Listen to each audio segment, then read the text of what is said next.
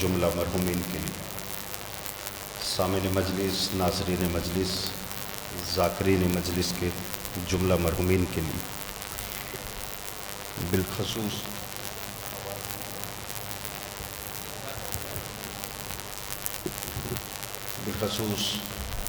قبلہ جعفر دیار صاحب،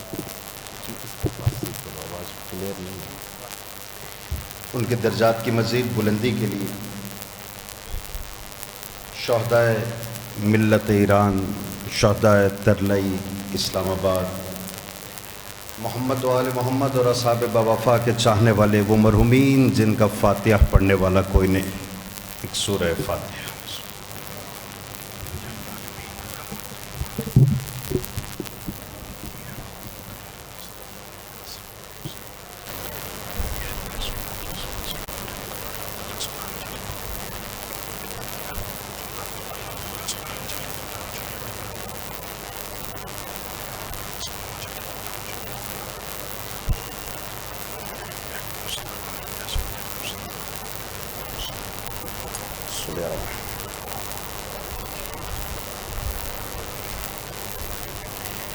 اعوذ باللہ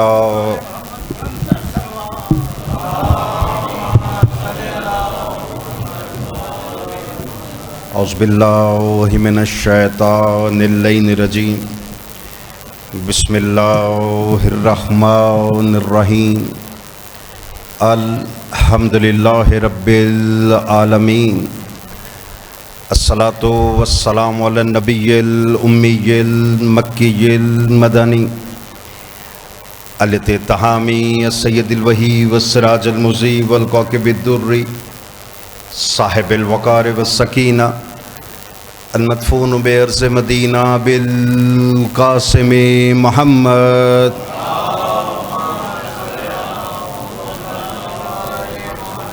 وعلی عطرۃ الطیبین الطاہرین المعصومین الذین عذب اللہ عنہم الرجس وطہرہم تطہیرا۔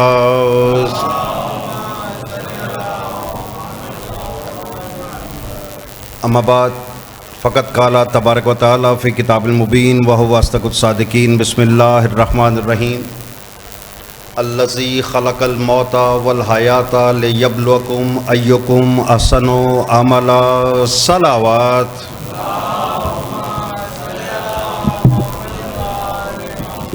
پاک رب العزت آپ سب کا یہاں چل کر آنا عبادت میں شمار فرمائے، آمین۔ سب مل کر بآواز بلند کہہ دیا کریں، کیونکہ پاک رب العزت کو وہ عبادت پسند ہی نہیں جس کے بعد دعا نہ مانگی جائے اور آمین نہ کہا جائے، کیونکہ وہ ذات فرماتی ہے کہ اگر تو نے نماز بھی پڑھی ہے اور اس کے بعد دعا نہیں مانگی تو مجھے ایسی نماز قبول ہی نہیں ہے، کیونکہ نماز کے بعد دعا نہ مانگنا ایسا ہے جس طرح کسی مزدور نے سارا دن مزدوری کی ہو اور شام کو اجرت نہ لی ہو۔ توجہ کا طالب، پاک رب العزت اس خاندان کو تا قیامت آباد و شاد رکھے۔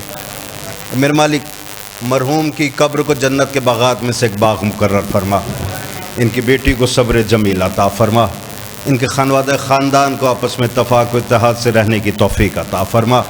میرے مالک جو علی ولی اللہ پڑھنے والے دنیا سے جا چکے، میرے مالک جو محمد مصطفیٰ کے چاہنے والے دنیا سے جا چکے، اصحاب باوفا کے چاہنے والے دنیا سے جا چکے، میرے مالک ان کے درجات مزید بلند فرما، ان کے گناہ صغیرہ و کبیرہ معاف فرما، جو موجود ہے ان کا سایہ ہمارے سروں پہ قائم و دائم رکھ، جو بیمار ہیں بیمار کربلا کا صدقہ انہیں شفائے کلی و کاملہ عطا فرما، جو مقروض ہے ان کا قرض غیب سے عطا فرما۔ میرے مالک ہمارے ملک کو امن کا گہوارہ بنا دے، میرے مالک دشمنوں کے شر سے محفوظ فرما، ایران کی مومنین کی محافظت فرما۔ میرے خالق میرے رازق سب سے بڑی دعا، آخری دعا، ہمارے اعمال میں اتنی پختگی عطا فرما کہ 12ویں سرکار کا ظہور ہو، انہیں لبیک کہہ سکیں، ان کے جانثاروں میں شامل ہو سکیں۔ بآواز بلند درود پڑھ دیجئے محمد والی۔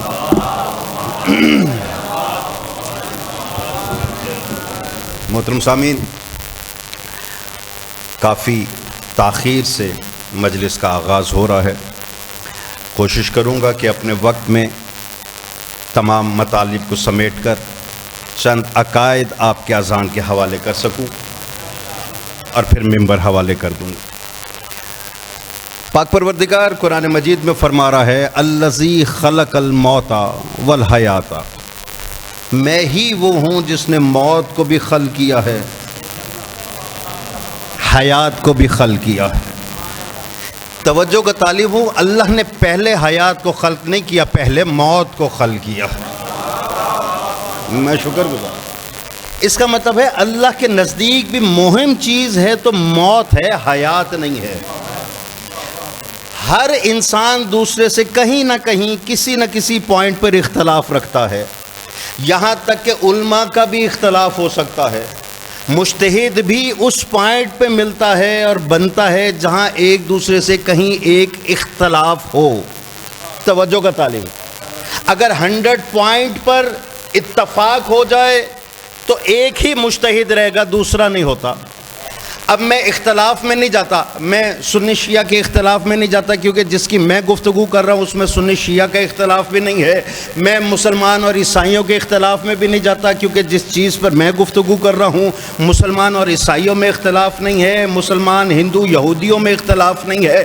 اللہ پر اختلاف ہو سکتا ہے، رسول اللہ پر اختلاف ہو سکتا ہے، علی ولی اللہ پر اختلاف ہو سکتا ہے، لیکن موت ایسی حقیقت ہے جو پیدا ہوا ہے اسے اختلاف کا حق ہی نہیں ہے۔ میں شکر گزار ہوں، میں شکر گزار ہوں۔ یاد رکھیے گا، اور یہاں پر اللہ فرما رہا ہے کہ الذی خلق الموت والحیات، میں ہی وہ ہوں جس نے موت کو بھی خلق کیا، حیات کو بھی خلق کیا۔ تو یہاں سے سمجھنا چاہیے کہ یہ موت اور حیات ایک شے نہیں ہے، یہ اللہ کی دو الگ الگ مخلوقات ہیں۔ موت بھی مخلوق ہے، حیات بھی مخلوق ہے۔ اب انسان پہ منحصر ہے کہ وہ کون سا لبادہ اوڑھ لیتا ہے۔ وہ دکھنے میں چلتا پھرتا ہوگا، وہ کھاتا پیتا ہوگا، لیکن مولا فرما رہے ہیں کہ یہ زندہ نہیں، یہ تو چلتی پھرتی لاشیں ہیں۔ میں شکر گزار ہوں، میں شکر گزار ہوں۔ تھوڑا سا میرا ساتھ اور دیجیے گا، اگر بات سمجھ میں آ جائے ہاں ذرا کرتے آئیے گا، تاکہ بات کا لطف بھی بڑھتا رہے اور بات آگے چلتی رہے۔ تو اس کا مطلب ہے موت بھی اللہ کی مخلوق ہے، حیات بھی اللہ کی مخلوق ہے۔ جب یہ دونوں چیزیں مخلوق ہیں، جس طرح یہ زمین اللہ کی مخلوق ہے، آسمان اللہ کی مخلوق ہے، گھبرا تو نہیں گئے؟ میں شکر گزار ہوں۔ یہ چاند اللہ کی مخلوق ہے، یہ سورج اللہ کی مخلوق ہے۔ جملہ آپ کے حوالے کرنے لگا ہوں، لے جائیے گا، کتب اٹھا کے دیکھ لیجیے گا، یا قرآن مجید کو گواہ بنا کر کہنے لگا ہوں۔ یاد رکھے گا، یہ زمین اللہ کی مخلوق، یہ چاند اللہ کی مخلوق، یہ سورج اللہ کی مخلوق، یہ ستارے اللہ کی مخلوق، اسی طرح موت اللہ کی مخلوق، زندگی اللہ کی مخلوق۔ لیکن رسول فرما رہے ہیں اول مخلوق ہیں تو محمد و آل محمد۔ میں شکر گزار ہوں، میں شکر گزار ہوں۔ حیدری اول مخلوق کون؟ وہ محمد مصطفیٰ کی ذات جو اول مخلوق ہے، جو ہر مخلوق سے اول ہے۔ اس کا مطلب ہے موت کا وجود نہیں تھا، محمد مصطفیٰ کا وجود تھا۔ موت کا وجود نہیں تھا، آل محمد کا وجود تھا۔ کیوں؟ کیونکہ یہ ہے اول مخلوق۔ اب یہ اول مخلوق کا فلسفہ میں ابھی بتا دیتا ہوں۔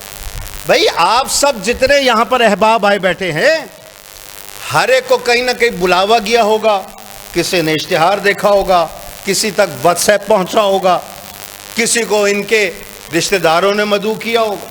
تو اس کا مطلب ہے کہ انہیں پتہ ہے کہ آپ آنے والے ہیں۔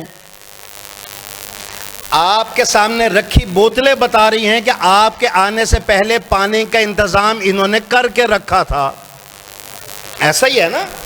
کیوں؟ ان کے علم میں ہے کہ آپ نے آنا ہے، یہ پانی آپ کی ضرورت ہے، یہ مائک کیونکہ پڑھنے والے نے آنا ہے تو یہ اس کی ضرورت ہے، یہ پہلے سے موجود ہونا چاہیے۔ بیٹھنے والوں نے آنا ہے تو دریا ان کی ضرورت ہے، یہ بچھی ہوئی ہونی چاہیے۔ گرمی کا موسم ہے، مہمانوں نے آنا ہے تو پنکھے کا انتظام ہونا چاہیے۔ مجھے یہ بتائیے، دنیا کے ایک میزبان کو پتہ ہے کہ آنے والی کی ضرورت کیا ہے، کیا خالق کائنات کو نہیں پتہ کہ انسان کی ضرورت کیا ہے؟ میں شکر گزار ہوں، میں شکر گزار ہوں۔ بھئی اس کا مطلب ہے کہ خالق کائنات جانتا ہے کہ جو آنے والا ہے اس کی ضرورت ہے کیا۔ جو ضرورت ہے اس کا انتظام پہلے ہونا چاہیے. یہ عقل کا تقاضا ہے، بشری تقاضا ہے.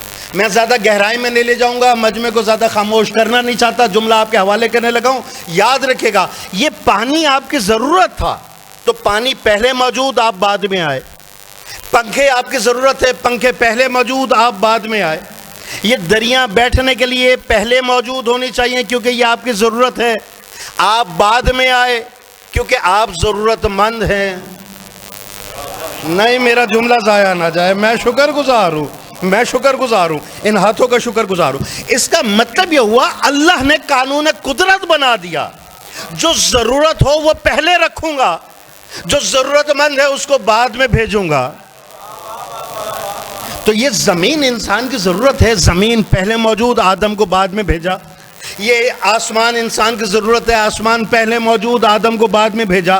یہ سورج کواکب انسان کی ضرورت ہے، یہ پہلے موجود، انسان کو بعد میں بھیجا. یہ سورج اللہ کی مخلوق ہے، یہ انسان کی ضرورت کا نام ہے، یہ پہلے موجود ہے، انسان کو بعد میں بھیجا. تو یہ قانون قدرت بن گیا، جو ضرورت ہوگی وہ پہلے موجود ہوگی، جو ضرورت مند ہوگا وہ بعد میں آئے گا. انسان ضرورت مند ہے، کائنات ضرورت ہے، کائنات پہلے موجود، انسان بعد میں آیا. جو کسی اور خیال میں ان سے گفتگو نہیں ہے، جو مجلس میں بیٹھے ہوئے جملہ لیتے چلے جانا. یاد رکھے گا یہ کائنات ضرورت ہے، انسان ضرورت مند ہے، اس لیے یہ کائنات پہلے خلق کی، انسان کو بعد میں خلق کیا.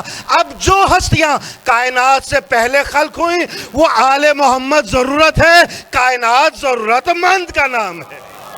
میں شکر گزار ہوں. حیدری، یوں نہیں، دونوں ہاتھ بلند کر کے یک زبان ہو کے نعرہ حیدری. اب یہاں تک تو میں نے آپ کے عقیدوں کو پہنچا دیا کہ قانون قدرت ہے کہ جو ضرورت ہو وہ پہلے موجود، جو ضرورت مند ہو وہ بعد میں موجود. اب یہاں بھی ایک اور بڑا لطیف پیرائے میں جملہ آپ کے حوالے کر دوں. یہ پانی آپ کے گھر چل کر نہیں آیا، آپ کو چل کر یہاں آنا پڑا اس کو حاصل کرنے کے لیے. تو اس کا مطلب ہے کہ ضرورت حاصل کرنے کے لیے انسان کو چل کے جانا ہوتا ہے. توجہ کا تعلیم. تو آل محمد کو آپ کے گھر نہیں آنا، آپ نے اپنی کشتی عقیدت کو ان کے فضائل کے سمندر میں ڈال دینا ہے. اب اس کا فائدہ کیا ہے؟ یاد رکھیے گا انسان اپنی منزل سے ان کو سمجھ نہیں سکتا، ان کا ادراک نہیں کر سکتا. بھئی میں اس کو اور آسان کر دوں.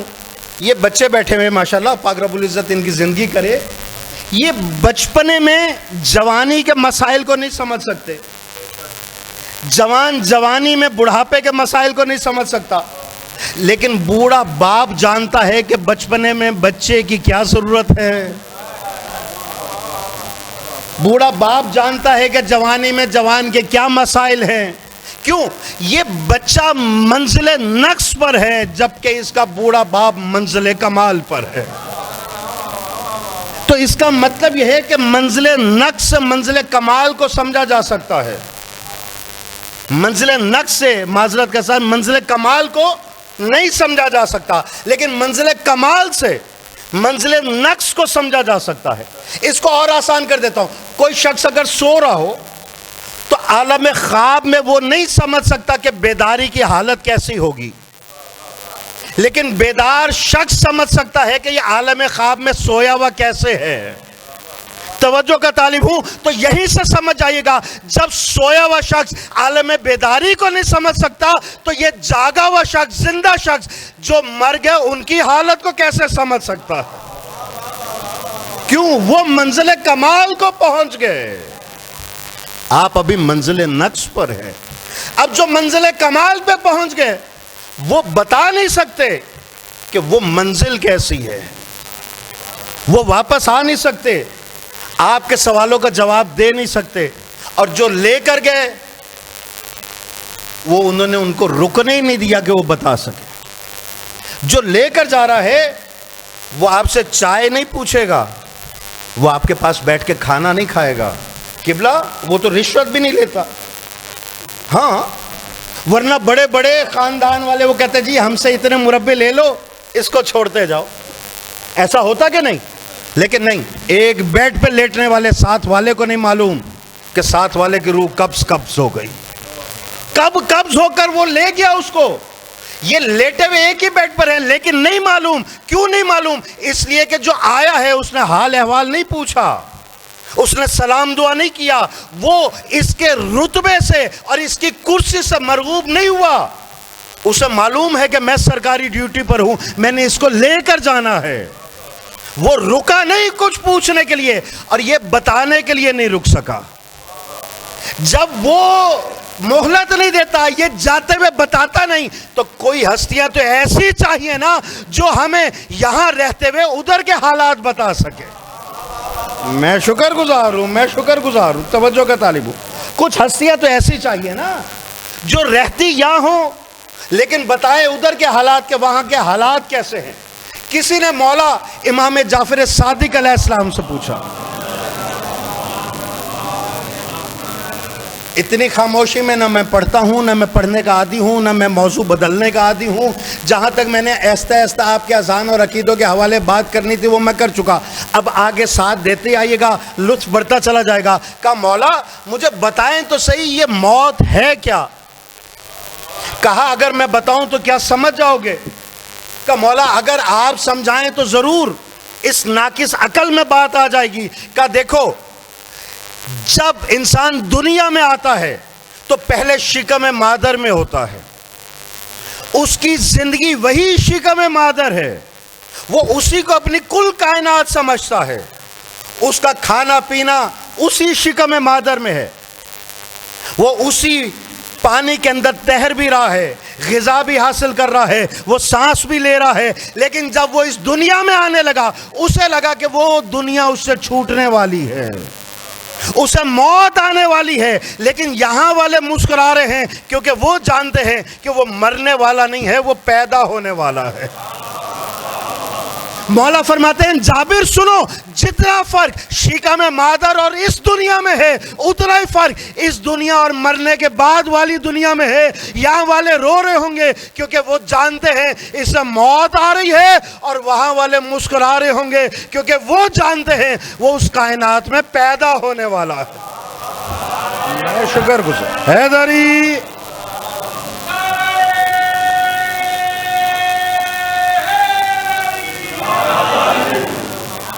میں شکر گزار. مل کے یک زبان ہو. بھئی گھبرا تو نہیں گئے؟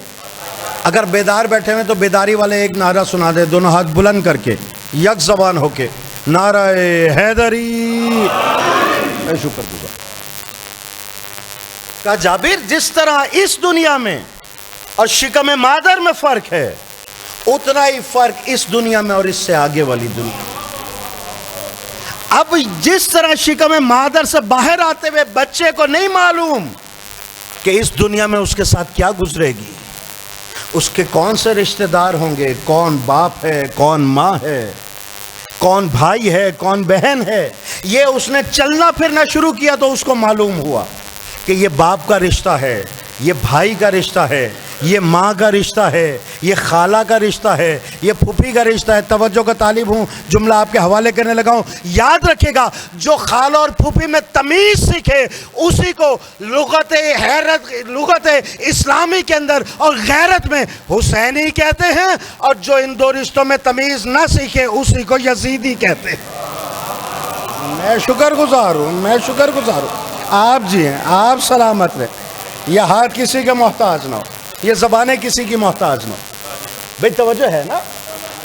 اب یہاں پر چلنا پھرنا سکھایا تو ماں باپ نے سکھایا. باپ نے انگلی پکڑ کے چلنا سکھایا، ماں نے انگلی پکڑ کے چلنا سکھایا. یہاں سے یہ سلسلہ شروع ہوا.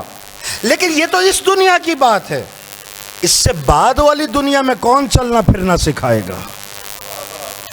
توجہ کا طالب، جس دنیا کو کوئی عالم نہیں جانتا کیونکہ اس نے دیکھا نہیں ہے، کوئی زاہد نہیں ادراک کر سکتا کیونکہ وہ اس دنیا سے ہو کر نہیں آیا. تو یا رب العزت کیا اس دنیا میں ہم تنہا چلے جائیں گے؟ اللہ نے کہا تنہا نہیں جاؤ گے کیونکہ موت تنہا نہیں آتی. سکرۃ الموت بالحق، موت کی آخری ہچکی بھی حق کو ساتھ لے کر آتی. میں شکر گزار ہوں، میں شکر گزار. تو یا رب العزت یہ حق جو ہے، یہ جو ساتھ آیا ہے، کیا یہ ہمارے ساتھ آگے بھی جائے گا؟ اللہ نے کہا ہاں میں تمہیں تنہا تو نہیں بلا رہا. یوم ندعو کل اناس بامامہم، میں ندا دے رہا ہوں، ہر انسان کو بلاؤں گا. کس کے ساتھ؟ اس کے امام کے ساتھ. یہ امام کے ساتھ کیوں بلایا گیا؟ بھائی دیکھیے نا، آپ سب بیٹھے ہوئے ہیں اور جن کے سال ثواب کی مجلس ہے، ان کا تعلق سپریم کورٹ سے رہا، اور احباب بہت سے ایسے ہیں، عمران بھائی اور باقی سب، کہ جن کا تعلق سپریم کورٹ یا ہائی کورٹ سے کسی نہ کسی طریقے سے ہے. وہاں پہ ہوتا کیا ہے کہ اختلاف دور کیے جاتے ہیں. بھائی جاتا ہی وہ ہے جن کو اختلاف ہو. دو پارٹیوں میں اختلاف ہو گیا، پہنچ گئے. اب جب دنیا سے اگلی دنیا میں جا رہے ہیں تو یہاں پر اختلاف لے کر نہیں جانا، اتفاق اس بات پہ کر کے جانا کہ قرآن نے تمہیں بلایا ہے تمہارے امام کے ساتھ.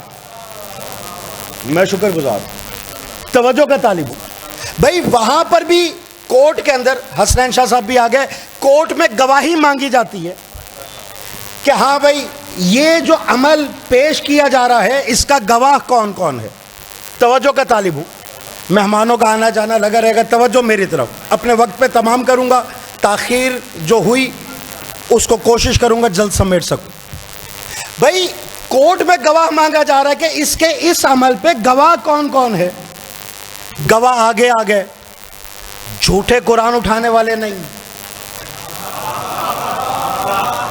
میں شکر گزار ہوں، میں شکر گزار ہوں، توجہ کا طالب ہوں. اچھا جھوٹا قرآن اٹھا لے تو مخالف کہتا ہے جناب یہ قرآن اٹھانے والا جھوٹ بول رہا ہے. ان کا آپ کے پاس ثبوت کیا ہے؟ ان کا یہ کیمرہ دیکھیے لگا ہوا تھا، یہ ویڈیو بن گئی.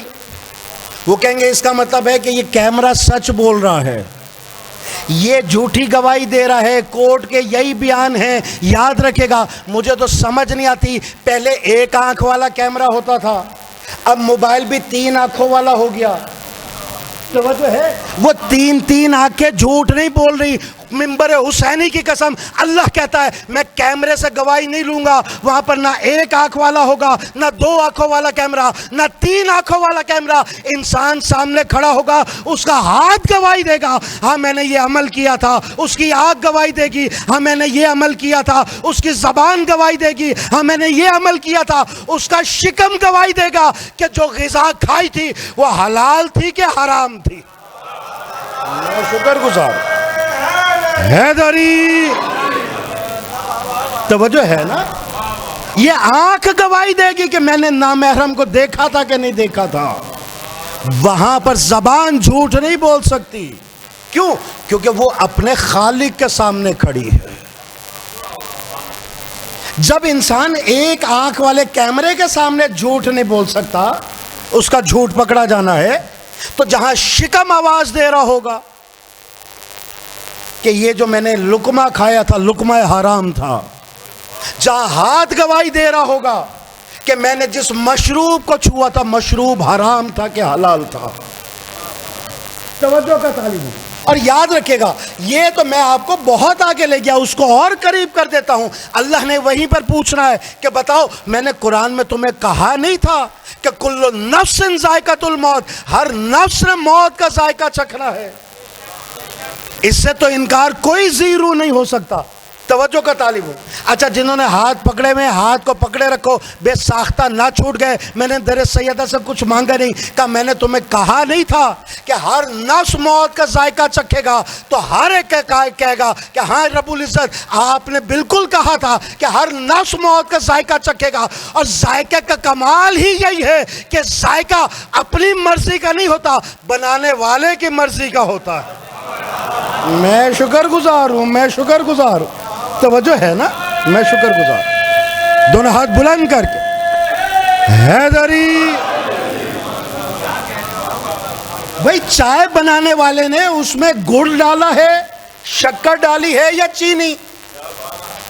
بنانے والے نے ذائقہ بنایا ہے، اس میں نمک ڈال دے تو بنانے والے نے ذائقہ بنایا ہے۔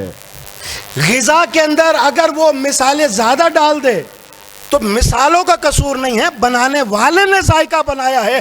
اللہ یہی تو کہہ رہا ہے، میں نے دنیا میں تمہیں بھیجا اس لیے تھا کہ تم موت کا ذائقہ تیار کر سکو، اور ایک دن وہی ذائقہ تمہیں چکھنا پڑے گا۔ اب چکھ کے بتاؤ، یہ تم نے ذائقہ کڑوا بنایا ہے یا جنت کے لیے میٹھا بنایا ہے؟ میں شکر گزار ہوں، میں شکر گزار ہوں۔ آپ جی، آپ سلامت ہیں۔ اب یہ ذائقہ چکھنا پڑے گا، ذائقہ چکھتا ہی پتہ چل جائے گا کہ کہاں غصب کی ملاوٹ ہے، کہاں چوری کی ملاوٹ ہے، کہاں سینہ زوری کی ملاوٹ ہے۔ اور کسی نے ایسا چکھا، ایسا چکھا، ایسا شیریں بنایا کہ نمازیں بھی پوری ہیں، روزے بھی پورے ہیں، حج بھی پورا ہے، اور چلے ولایت علی کے اندر سرشار کے سر دینے جا رہے ہیں۔ جب وہ موت کا ذائقہ چکھتے ہیں تو کربلا کے میدان میں امام حسن کا بیٹا بھی پکار کے کہتا ہے کہ موت تو ایسی ہے جیسے شہد کا ذائقہ ہوتا ہے۔ میں شکر گزار۔ کیوں؟ کیونکہ انہوں نے موت کو بنایا ہے ایسے ذائقے کے لیے۔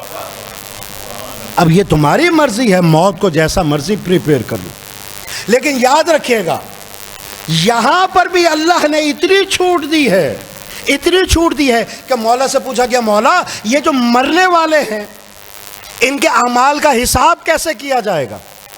کہا پہلے سال دیکھے جائیں گے، پھر مہینے دیکھے جائیں گے۔ مولا فرمانے لگے مہینوں کے بعد ہفتے گنے جائیں گے، ہفتے کے بعد دن گنے جائیں گے، دن کے اعمال کے بعد گھنٹے گنے جائیں گے، گھنٹے کے بعد ساعتیں گنی جائیں گی، ساعتیں شمار ہونے کے بعد سیکنڈز گنے جائیں گے، سیکنڈز کے بعد ہینگ گنا جائے گا۔ یہ ہینگ سے آگے کوئی وقت کا چھوٹے سے چھوٹا پیمانہ نہیں ہے، یہ آخری پیمانہ ہے ہینگ کا۔ مولا یہ ساتوں کے اوپر زندگی تمام ہو گئی، یہ تو آخری سانس تھی جو نکل گئی، اس کے بعد ہینگ کیوں گنے جا رہے ہیں؟ کہ اللہ نے ہماری ولایت ہر ذی روح پر واجب کی ہے۔ یہ ہینگ اس لیے گنے جا رہے ہیں کہ اگر اس ہینگ میں بھی اس نے ولایت علی کا اقرار کر لیا تو یہ بخشا جائے گا۔ میں شکر گزار ہوں۔ حیدری توجہ ہے نا، میں شکر گزار ہوں، میں شکر گزار ہوں۔ آپ جی ہیں، آپ سلامت رہے، آپ آباد رہے، مولا کسی کا محتاج نہ کرے، مولا مرحوم کے درجات مزید بلند فرمائے، ان کے لواحقین کو صبر جمیل عطا فرمائے۔ بھئی توجہ ہے نا؟ اچھا یہاں سے تو اس طرح گنے گئے اس کے اعمال، اور وہاں اللہ کے سامنے انسان جھوٹ بھی نہیں بول سکتا۔ اب تو پکڑا گیا نا، میں کسی اور کی بات کیوں کروں، میں اپنے اوپر لے آتا ہوں۔ ہاں ہاں کسی اور کی بات کروں گا تو وہ مجھے پکڑ لے گا۔ بھئی مجھے لے لیجئے کہ جناب یہ شخص جو سامنے کھڑا ہوا ہے اس کے اعمال تولے گئے، نقل کف نہ باشد، پاک رب العزت محفوظ فرمائے ایسے موقع سے، لیکن پھر بھی اعمال تولے گئے۔ اللہ نہ کرے گناہ زیادہ نکل آئے، ثواب کم نکل آئے، تو وہیں پہ حکم ہو گیا اس کو لے جاؤ، اور تب تک سزا دو جب تک کہ ثواب بڑھ نہیں جاتے۔ یہ چھوٹ بھی صرف علی کے چاہنے والوں کے لیے ہے۔ میں شکر گزار ہوں، میں شکر گزار ہوں۔ اس کی وجہ میں آپ کو بتا دیتا ہوں، اس کی وجہ بتا دیتا ہوں۔ بھئی یہ چھوٹ صرف علی کے چاہنے والوں کے لیے کیوں ہے؟ تو مجھے لا کر دکھا دیجئے کہ اللہ کی کوئی دو جنتیں ہیں، بھئی یہ اس جنت میں جائے گا یہ اس جنت میں جائے گا، نہیں، جتنی بھی جنت ہو ہر جنت کا سردار ہیں تو حسنین ہیں۔ میں شکر گزار ہوں، ہر جنت کا سردار ہے تو حسنین ہیں۔ یہاں لے کر چلے، وہاں ماں نے گود سے سکھایا تھا، بیٹا جب بھی مشکل میں آؤ تو فوراً کہنا یا علی مدد۔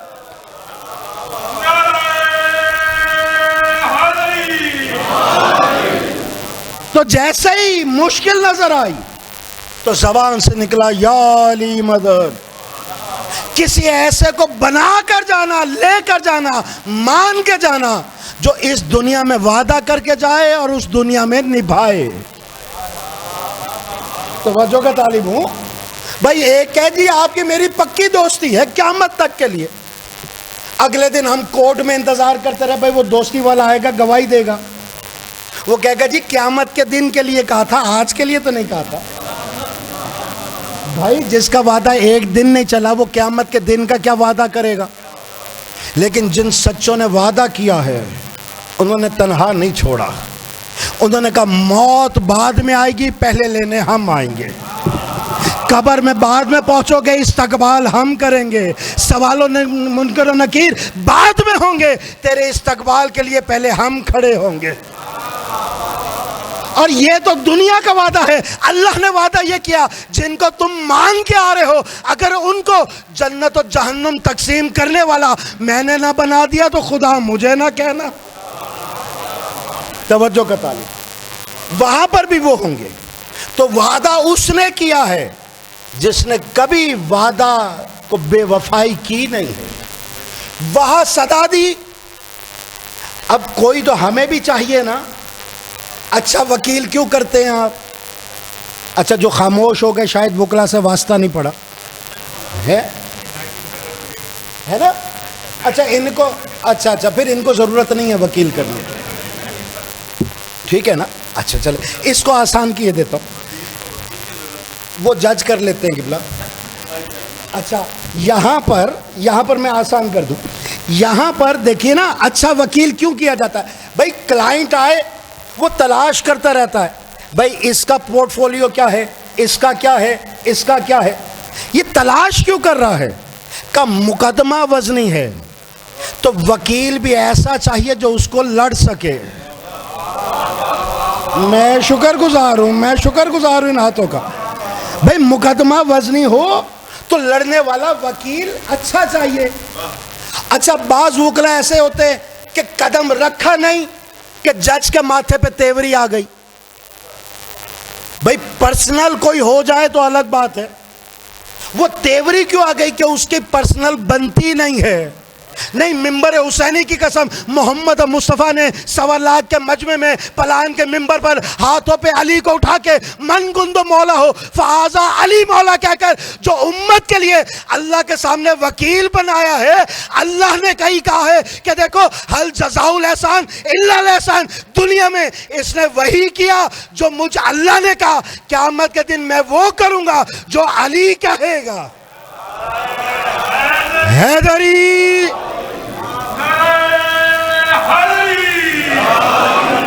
تو وکیل ایسے کو بنانا جس کے جج سے لڑائی بھی نہ ہو، جس کی وہاں سنوائی بھی ہو، جو مقدمہ بھی لڑ سکے۔ اب ہم بھی پہنچ گئے عدالت میں، سب سے بڑی عدالت، جھوٹ بول نہیں سکتے، کیمرے سارے ہمارے خلاف، ثواب لکھنے والے فرشتوں نے جو لکھا گناہ والوں نے اس سے بڑا پلندہ لگا دیا۔ اب کیا کریں؟ تو ہمارے گھروں میں بچپن سے اچھا وکیل کرنے کی عادت ڈالی جاتی ہے، دنیاوی نہیں اخروی، قبر کے لیے۔ کون کہا؟ جہاں کہیں ٹھوکر کھاؤ فوراً کہنا یا علی مدد، وہاں پر بھی یہی صدا دی یا علی مدد۔ یاد رکھے گا میں ممبر حسینی پہ بیٹھ کے کہہ رہا ہوں، انسان سوچتا رہتا ہے کہ مشکل میں آئے فلانے دوست کو پکارے کہ نہ پکارے، اس کو مدد کے لیے بلائے کہ نہ بلائے، اس کے پاس جائے کہ نہ جائے، وہ رشتہ دار مدد کرے گا کہ نہیں کرے گا۔ لیکن یاد رکھے گا یہ دنیا کے لوگ ہیں، وہ محمد و آل محمد ہیں، ہمارے پکارنے میں دیر ہو سکتی ہے، ان کے مدد کرنے میں دیر نہیں ہو سکتی۔ ہم پکارنے میں مجبور ہیں، وہ مدد کرنے میں مجبور نہیں ہیں۔ بھائی وہاں پر جیسے ہی زبان سے نکلا ایک نورانی چہرہ سامنے آیا، کہاں لے کر جا رہے ہو؟ ادب سے فرشتے پیچھے ہٹ گئے، کہا کہ گناہ زیادہ ہیں ثواب کم ہے۔ میں آپ کو وکلا کے درمیان بیٹھ کر یہ جواز دینے لگا ہوں کہ اچھا وکیل کیوں ضروری ہے۔ بھائی وہاں پر کہا یہ گناہ زیادہ ہیں ثواب کم ہے، تو لے کر جا رہے برابر کرنے۔ مولا نے پوچھا بتاؤ تو صحیح چاہنے والا کس کا ہے؟ میں شکر گزار ہوں، میں شکر گزار ہوں۔ یہ ماننے والا کس کا ہے؟ کہا مولا آپ کا چاہنے والا ہے، مولا آپ کا ماننے والا ہے۔ اب یاد رکھے گا جو اس منزل پر ہیں تو مولا کہیں گے اچھا گناہ زیادہ ہے، ثواب کم ہے تو ہمارے حصے سے دے دو۔ یہاں پر بھی یہی ہوتا ہے کہ مولوی پہ آس گئے، انہوں نے کہا جناب یہ مرنے والوں کی نمازیں کم ہیں، ان کو پڑھوا دیتے ہیں، یہ پوری ہو گئی۔ روزے کم ہیں، کہا رکھوا دیتے ہیں، یہ پورا ہو گیا۔ کہا حج نہیں کر سکے، کہا کروا دیتے ہیں، یہ پورا ہو گیا۔ مولوی ڈینائی نہیں کر سکتا، اہل سنت کو ہو وہ پڑھتا یہاں پر ہے، بخشا مرنے والا جاتا ہے۔ اہل تشیع کا ہو روزے یہاں رکھتا ہے، بخشا مرنے والا جاتا ہے۔ اب جس کو ہم نے پکارا ہے یہ مولوی نہیں ہے، یہ مفتی نہیں ہے، یہ مجتہد نہیں ہے، یہ مومن میں نہیں ہے، یہ امیر المومنین ہے۔ کہا اچھا عمل میں ثواب کم ہے، ہمارے حصے سے دے دو، ہمارے حصے سے دے دو۔ ان ہاتھوں کو میرا سلام، ایک جملہ سنتے لے جائیے گا، ہمارے حصے سے دے دو۔ فرشتوں کی ضرورت نہیں ہے کہ مولا سے پوچھے کس حصے سے، چاہے شب ہجرت سے دے دو، چاہے ضربت خندق سے دے دو۔ میں شکر گزار ہوں، میں شکر گزار۔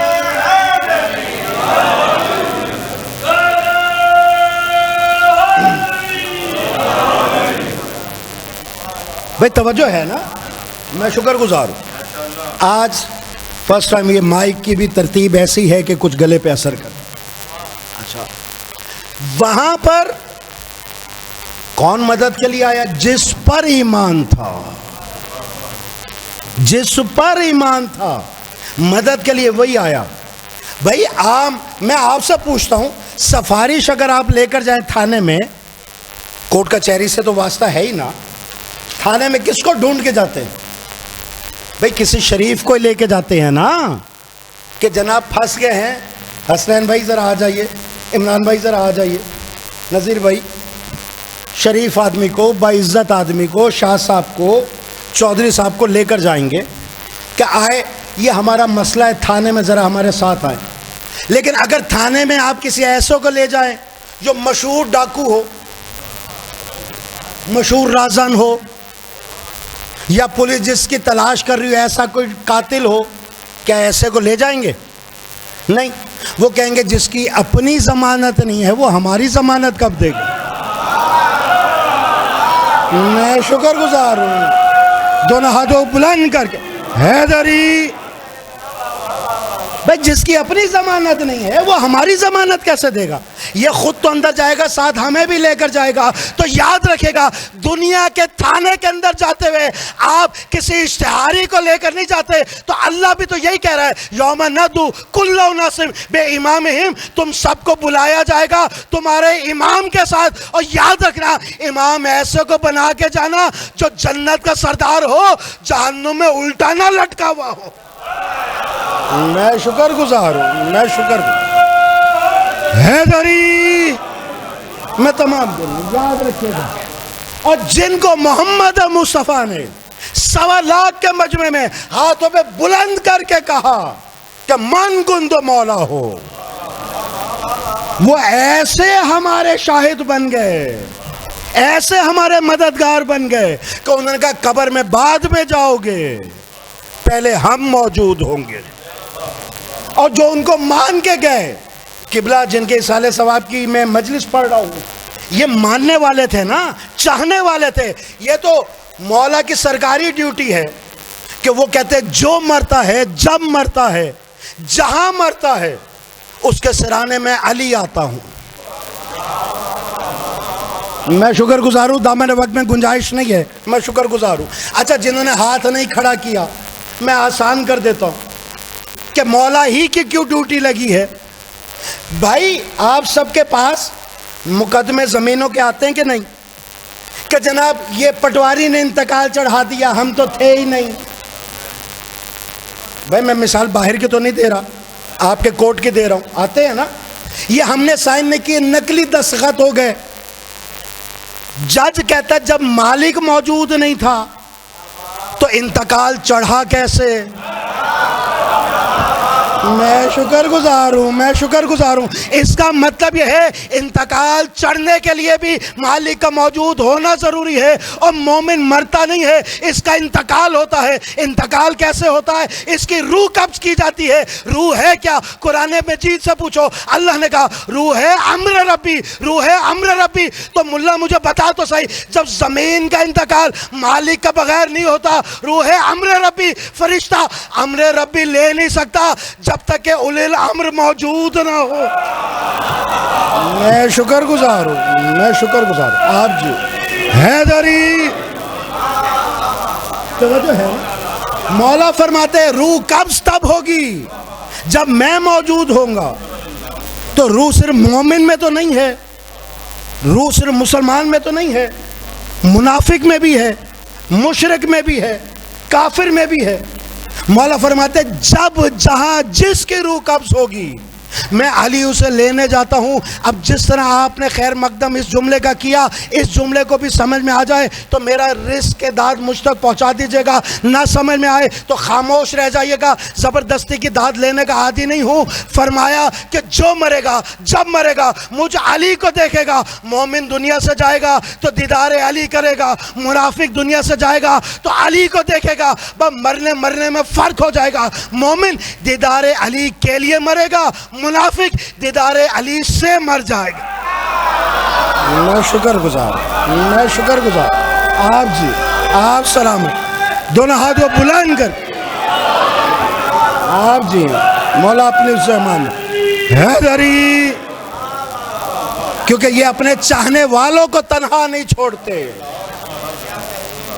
دامن وقت میں گنجائش نہیں کہ بات کو طول دے سکوں، یہ تو مولا نے فرمایا نا۔ اور آپ جہاں آئے بیٹھے ہیں یہ جگہ ابس نہ سمجھیے گا، اس جگہ کو کوئی یہ نہ سمجھیے گا کہ وقت ضائع ہو گیا، نہیں۔ منبر حسینی کی قسم، میرے الفاظ میں رد و بدل ہو سکتا ہے، میرے الفاظ کا معیار وہ نہیں ہو سکتا، لیکن معصومین نے وعدہ کیا ہے کہ جو ہمارے حسین کی مجلس میں آئے، روئے یا رلائے یا رونے جیسی شکل بنا دے، ہم ضمانت دیتے ہیں اس پر جنت واجب ہو جاتی ہے۔ یہ جنت واجب کیوں ہو گئی؟ مولا آپ کے گریے کو قبول فرمائے۔ یہ واجب کیوں ہو گئی کہ جب بھی میرے حسین کا عزادار دنیا سے جاتا ہے اسے لینے میں سیدہ خود چل کر آتی ہو۔ یہ کون ہستی چل کر لینے آ رہی ہے؟ میں ہاتھ جوڑ کے پوچھتا ہوں، بتاؤ تو صحیح یہ کون چل کر آ رہی ہے؟ مجمع ایسے محترم کا ہے کہ مجھے 1 منٹ کی اگر تاخیر ہو جائے تو معاف کیجئے گا بھائی، جا جائیں تو وکلا کھڑے ہو جاتے ہیں، چیف جسٹس آ جائے تو ججوں کو کھڑا ہونا پڑتا ہے، یہاں تابعی کوئی آ جائے تو علماء کھڑے ہو جائیں گے، اگر صحابہ چل کر آ جائے تو تابعی کھڑے ہو جائیں گے، رسول چل کر آ جائے، اگر اہل بیت چل کر آ جائیں صحابہ کھڑے ہو جائیں گے، رسول چل کر آ جائیں تو اہل بیت کھڑے ہو جائیں گے۔ جو آپ کو مرنے پہ لینے آ رہی ہیں جب وہ چل کر آتی ہیں تو عالمین کا رسول کھڑا ہو جاتا ہے، عالمین کا رسول کھڑا ہو کر بی بی کا استقبال کرتا ہے، اور وہ فرماتی ہے میں حسین کے رونے والوں کو خود لینے آتی ہوں۔ مرحوم جب دنیا سے گئے ہیں نا تو وہ چہرے دیکھ کر گئے ہیں کہ یہاں ملک الموت کی جرت نہیں ہے۔ وہ 40 قدم پہ کھڑا ہو جائے گا اور کھڑا ہو کے پوچھتا ہے بی بی آج آپ کے چاہنے والے کی باری ہے، آج مولا حسین پہ گریہ کرنے والے کی باری ہے، آج آپ کی بیٹیوں کو پردے کے رونے والے کی باری ہے۔ بی بی یہ آپ کے بیٹے کی مجالس میں شریک ہوتا رہا، یہ ماتمداری کرتا رہا، بی بی اجازت ہے کہ اس کی روح قبض کر لوں؟ میں یقین سے کہتا ہوں بی بی کہیں گی یہ بتا تو صحیح، احادیث کے جملے کتب میں آیا ہے کہ بتا روح قبض کرے گا کیسے؟ وہ کہے گا بی بی اجازت ہو تو منہ سے روح قبض کر لوں؟ کہ خبردار، اسی منہ سے اس نے لاکھوں دفعہ ہائے حسین کہا، ایک دفعہ ہائے حسین کہے نا، یہی سوچ کے کہہ دے کہ مرتے وقت یہی ہائے حسین زبانوں پہ ہو، کہ اس نے لاکھوں دفعہ اسی زبان سے ہائے حسین کہا ہے، منہ سے روح قبض نہ کرنا۔ کبھی بھی اجازت ہو تو سینے سے روح قبض کر لیں۔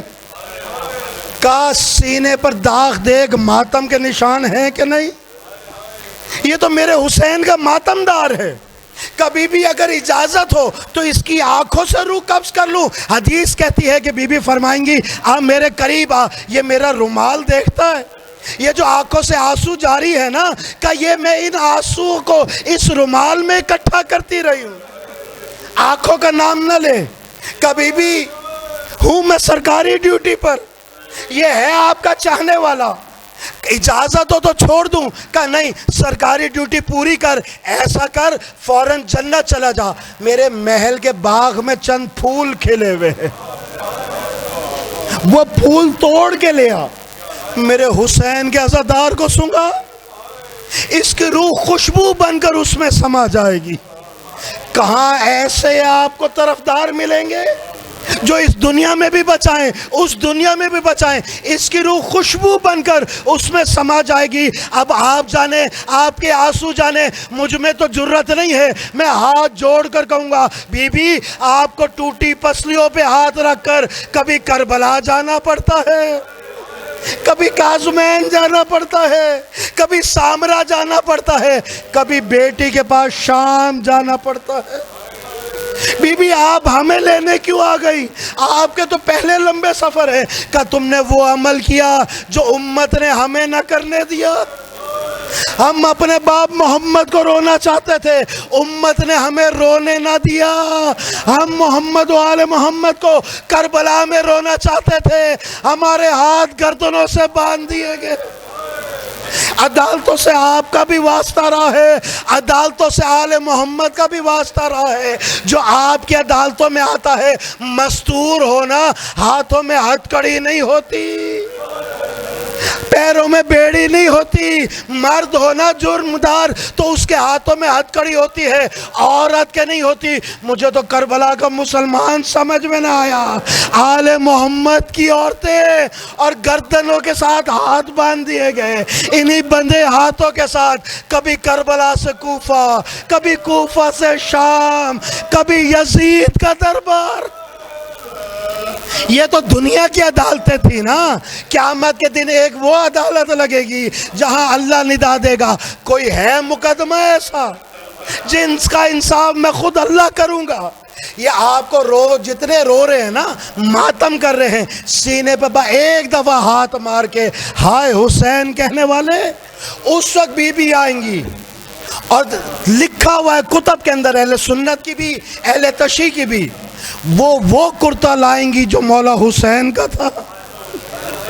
ابھی جناب علی اصغر کا کرتا نہیں آیا، مولا حسین کا کرتا کا مقدمے تو رب العزت بہت سے ہیں، بہت سے مقدمے ہیں، لیکن ایک مقدمے کا فیصلہ کر دے، کیونکہ آپ کا واسطہ مقدموں سے ہے تو مصائب میں نے رخ پھیر دیا، کہا میرا ایک مقدمے کا فیصلہ کر دے، مقدمے بہت سے ہیں، کہا ہاں میرے نبی کی بیٹی، کون سا مقدمہ ہے؟ کہا مقدمے کافی ہیں لیکن ایک مقدمہ ایسا ہے، میرے گھر سے ایک دن میں 72 جنازے اٹھے۔ اللہ آپ کے آوازوں پہ رحمت نازل فرمائے۔ اس خانوادے سے ایک جنازہ اٹھا، آپ سب آئے بیٹھے ہیں پرسہ دینے کے لیے۔ بی بی فرماتی ہیں میرے گھر سے ایک دن میں 72 جنازے اٹھے، کسی نے مجھے دلاسا نہ دیا، کسی نے مجھے تسلی نہ دی کہ سیدہ آپ کے گھر پہ کیا گزر گئی، کسی نے میری بیٹی کو تسلی نہ دی آپ کے گھر پہ کیا گزر گئی۔ کہا بالکل میرے نبی کی بیٹی، میں انصاف کروں گا، میں عدل کروں گا، مجھے بتاؤ آپ کا واسطہ ایسوں سے ہے جو بات بات پہ گواہ مانگتے ہیں، آپ کے ان 72 قتلوں کا کوئی گواہ ہے؟ کوئی گواہ ہے؟ سنو گے؟ مصائب تو سنتے آ رہے ہو نا، ذرا سننا صحیح۔ کہا ہاں 72 قتلوں کا ایک گواہ ہے۔ کہا ہے کون؟ کہا شام میں ہے میری بیٹی، کہا شام میں ہے میری بیٹی۔ جب یہ قتل ہوتے رہے وہ 70 قدم پہ کھڑے ہو کر قرآن سر پہ رکھ کر یہ 72 قتل دیکھتی رہی۔ کہ کہا اچھا اس گواہ کو لے آؤ، جاؤ حورو جلدی سے جاؤ، نوری محمل لے جاؤ، فرشتوں جاؤ اور شام سے ان 72 قتلوں کے گواہ کو لے کر آؤ۔ اب لکھا ہے تاریخ میں اور مقاتل کی کتب کے اندر کہ اب آئے گی قیامت پہ قیامت، اب آئے گی قیامت میں قیامت۔ کیوں؟ وہاں سے محمل خالی ہاتھ آ جائیں گے، حوریں خالی آ جائیں گی۔ کہا کیا ہوا؟ گواہ نہیں آیا؟ اس نے انکار کر دیا؟ کہا نہیں، گواہ نے آنے سے انکار نہیں کیا۔ اب ذرا سینوں پہ اور جگر پہ ہاتھ رکھو گے؟ اپنی بہو بیٹیوں کا پردے میں دیکھنے والوں ذرا سینے پہ ہاتھ رکھنا، غیرت مند مومن بیٹھے ہوئے ہو سینے پہ ہاتھ رکھنا۔ کہا گواہ نے آنے سے انکار نہیں کیا، بس ایک ہلکی سی شرط رکھی ہے۔ کہا آج کائنات کی سب سے بڑی عدالت ہے، کائنات کا سب سے بڑا منصف بیٹھا ہے۔